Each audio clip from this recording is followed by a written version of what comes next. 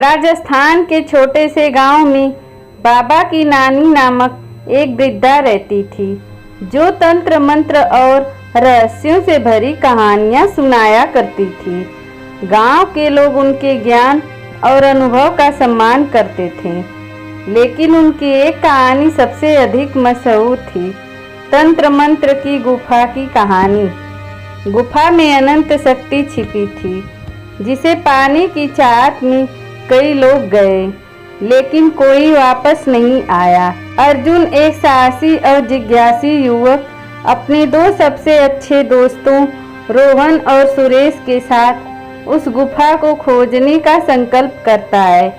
अर्जुन की इस यात्रा के पीछे सिर्फ रहस्य को उजागर करने की इच्छा नहीं थी, बल्कि उसके दिल में अपने गांव की भलाई के लिए कुछ अद्भुत करने का सपना भी था। यात्रा की शुरुआत तीनों मित्रों ने जंगल की ओर प्रस्थान किया। रास्ते में वे अनेक चुनौतियों का सामना करते, लेकिन उनकी मित्रता और एक दूसरे के प्रति गहरा विश्वास उन्हें आगे बढ़ाता है। जब वे प्राचीन मंदिर के खंडहरों तक पहुंचते हैं, तो वहां शिलालेखों पर कुछ ऐसे चिन्ह बने होते हैं जिन्हें केवल सच्चे मित्र ही समझ सकते हैं। यह इंगित करता है कि गुफा की शक्ति केवल उन लोगों के लिए है जो सच्ची मित्रता और प्रेम में विश्वास करते हैं। गुफा के द्वार पर पहुंचने के बाद अर्जुन को समझ में आता है कि दरवाजे को खोलने के लिए न केवल मंत्र की आवश्यकता है, बल्कि मित्रता के बलिदान की भी आवश्यकता है।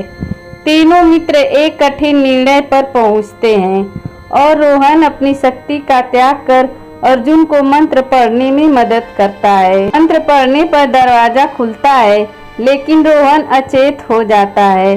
अर्जुन और सुरेश उसकी मदद के लिए दौड़ते हैं, लेकिन गुफा के अंदर की शक्ति उन्हें रोके रखती है।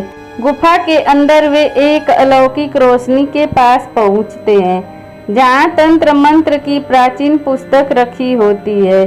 अर्जुन पुस्तक को उठाता है और गुफा की दीवारों पर उकेरे गए चिन्ह अचानक जीवंत हो जाते हैं। अर्जुन को समझ में आता है कि यह शक्ति इतनी महान है कि उसका उपयोग केवल तभी संभव है जब उसमें प्रेम, बलिदान और सच्ची निष्ठा हो। जब अर्जुन पुस्तक उठाता है तो गुफा का रक्षक प्रकट होता है।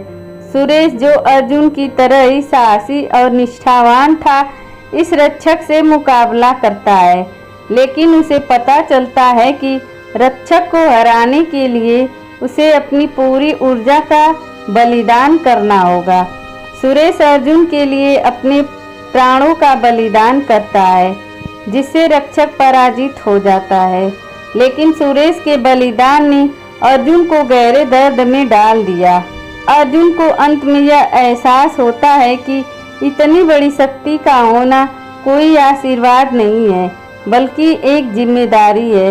वह गुफा की सारी शक्ति को पुस्तक में बंद कर देता है, ताकि कोई और इसे न पा सके। गुफा के बाहर आते ही अर्जुन देखता है कि रोहन ने अपनी चेतना वापस पा ली है, लेकिन सुरेश हमेशा के लिए खो गया था।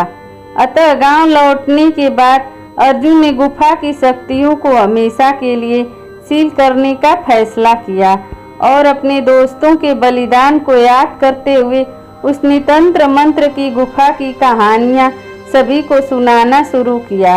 अर्जुन के दिल में यह बात हमेशा के लिए बैठ गई थी कि सच्ची शक्ति वह है जो प्रेम, मित्रता और बलिदान से आती है।